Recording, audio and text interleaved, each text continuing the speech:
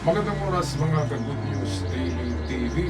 Well, dito sa video ito ay atin na pakinggan ang explanation ng dating Justice Carpio tungkol sa legality ng ating batas na tinatawag na Archipelagic Act na ginawa ng Pilipinas. Yun yung batas na nagpapatibay na atin ang WPS with accordance to the Paris Treaty na pinirmahan ng Amerika at ng Espanya nang ibenta ng Espanya sa Amerika ang Pilipinas. And then pagkatapos niya ay gumawa na naman ng Washington Treaty ang Amerika na idiniklara ang karagatan ng WPS na pagmamayari ng Pilipinas. At napakabait talaga ng Amerika. Alam niyo kung bakit? Dahil ibinigay sa Pilipinas ng libre. Binili kasi ng $200 million ng Amerika noon ang Pilipinas galing sa pag-colonize ng Espanya kasi ang Espanya ang may-ari noon At binigyan tayo ng independence ng Amerika dahil gusto natin, pero hindi humingi ang Amerika ng kabayaran. Binigyan tayo ng independence ng Amerika at tinubos ng Amerika ang Pilipinas dahil sa galing sa mga Espanyol. Tapos sasabihin pa natin na ay mga Amerikano, tuta tayo ng mga Amerikano. Bakit kung tuta, may utang naman talaga tayo. Sana kung hindi tayo binigyan ng independence ng Amerika, ay sana 50 state tayo yung pang 50 na estado ng Amerika. Pero dahil sa napakalaki, napakataas ng ating mga ego, ng mga buntot natin sa puwet, kaya ito tuloy dahil sa Independence Day, dahil sa independence na yan, anong nangyari? Nagkaroon ng mga kasuklam-suklam ng mga buhaya sa flood control at maraming magnanakaw sa Pilipinas na politiko. Saan ba galing yan? Dahil yan sa kultura ng mga Spanish na land grabber, diba? Magnanakaw ng kalupaan natin kahit mga pari na Espanyol, ang dami-daming binuntis. Si Padre Damaso, diba? Binuntis si Sisa, which is Basilio and Crispin, ang anak, diba? At nangaagaw ng kalupaan ng mga Pilipino, ang mga Spanish noon. Kaya napakalaking utang ng Pilipinas sa Amerika Hindi kasi pinag-usapan yung Treaty of Paris na binili ng Amerika ng $200 million ang Pilipinas galing sa Espanyol, galing sa Spain. Kaya ito ang paliwanag ni Justice Carpio, video courtesy ni Christian Esguera. Kumusta ka dyan, bro? Maraming salamat sa video na binigyan natin ng reaksyon. Doana, Harry Roque, iba pa, filed a case in the Supreme Court. Sabi nila, mali yung Republic Act 95-22. Aba? The baselines law. Yung archipelagic baselines law natin, which complies with UNCLOS, dahil ang territorial sea ng Pilipinas ay all the waters within the Treaty of Paris lines of 1898. Yung pag sinunod mo yung Treaty of Paris, our territorial sea will exceed 12 nautical miles. That is already against UNCLOS, against customary international law. It will also incorporate large areas of the exclusive economic zone. Okay, so maganda pala kung yung Treaty of Paris ang pagbasihan natin dahil sumubra pala ng 12 nautical miles sa batas ng UNCLOS ay 200 nautical miles lang ang ating pwedeng angkinin na tinatawag na economic zone. Yung ating mga palaisdaan ay 200 nautical miles lang galing sa playa, galing sa baybayin ng Palawan. Pero ang nangyari pala sa Treaty of Paris, napakalaki pala ng karagatan natin Kaya pala sa Bilar de Map na gawa ng mga Espanyol, ay napakalawak ng karagatan ng Pilipinas.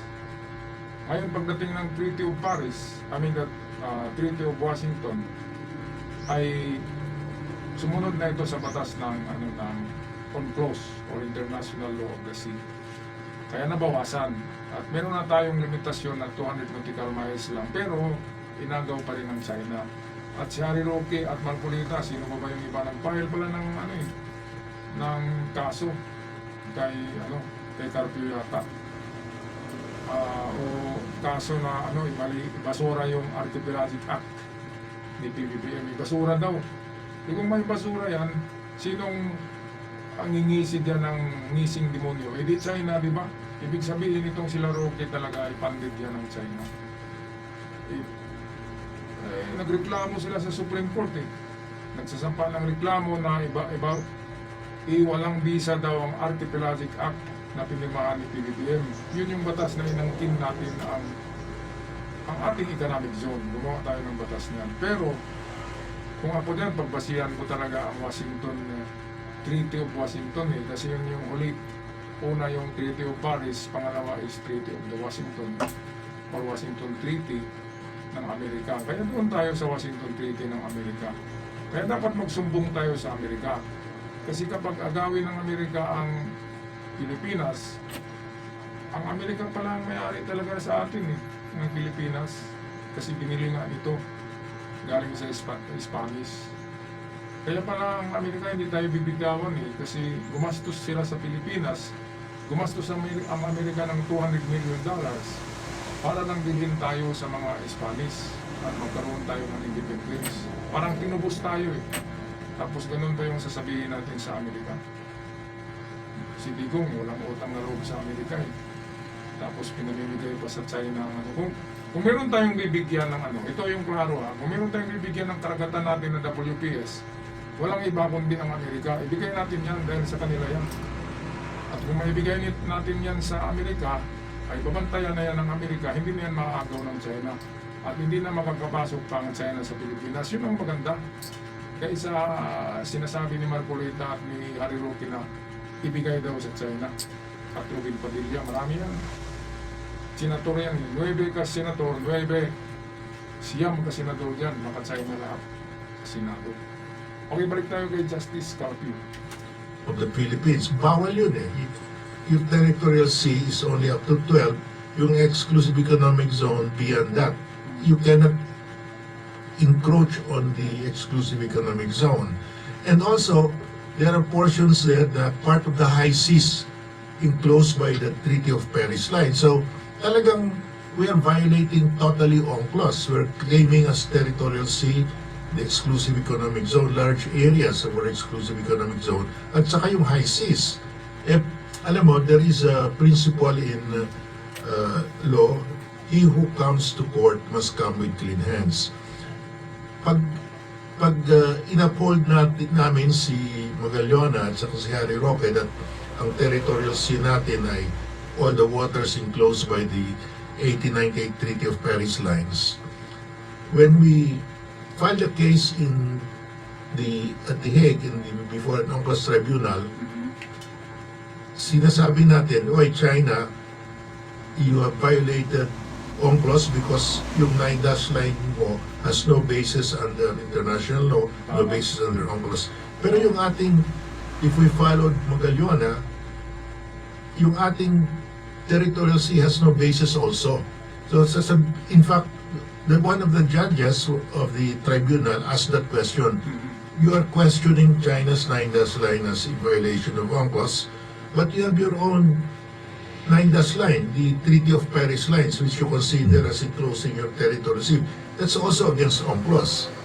Yeah. So if under the principle of if you come to court, you must come with clean hands. You are here with unclean hands, and therefore we will just dismiss this case. Ganyan ang principle eh.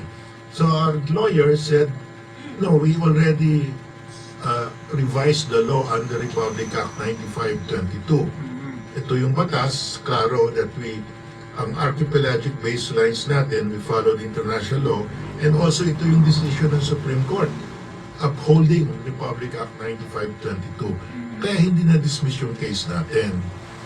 At saka talagang unusual yung treaty of, alam mo, even the Americans, when we stated in our notes verbal that before Republic Act 9522, sinasabi natin territorial sea natin yung Treaty of Paris lines. Nag-object yung US. Sabi ng US, kami yung party dyan sa we were the one who signed the Treaty of Paris. It was not our intention to get territorial sea beyond at that time 3 nautical miles lang. Sila mismo, they clarified it. Oh, kahit na yung Spain will object. Dahil they did not see everything with it. In fact, the Treaty of Paris lines were abrogated by the Treaty of Washington. Dahil under the Treaty of Paris, sabi ng treaty, Spain cedes to the US all the islands within the treaty lines. Okay, only the islands.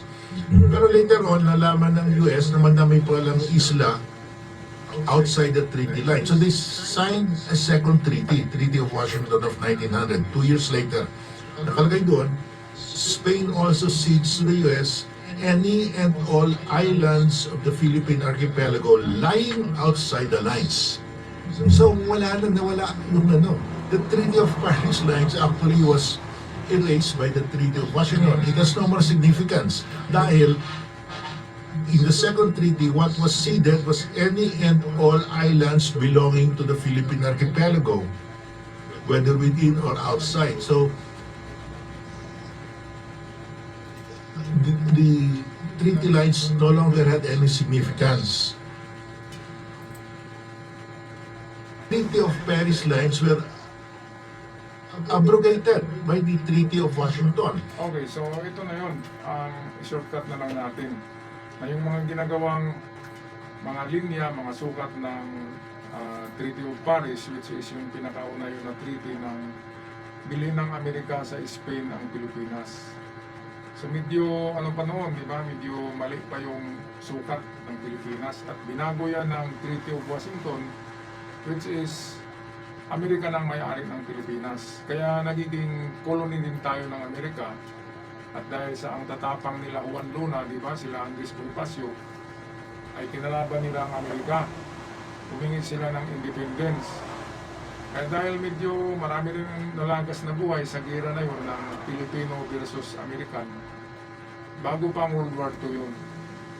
So, bago ang World War II, after tayo nagipaglaban sa Spanish, kasama ang mga Amerikano, ay binili ng Amerika ang Pilipinas sa Spain para walang away.